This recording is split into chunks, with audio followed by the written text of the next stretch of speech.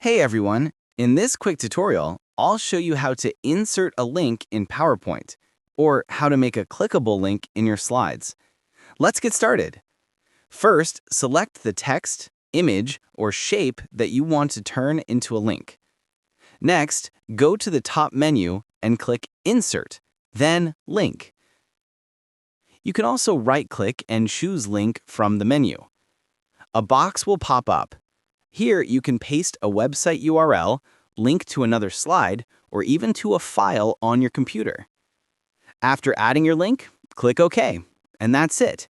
You now have a clickable link in PowerPoint.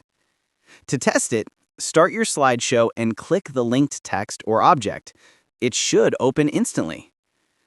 If this helped, don't forget to like, comment, and subscribe for more quick, helpful tutorials.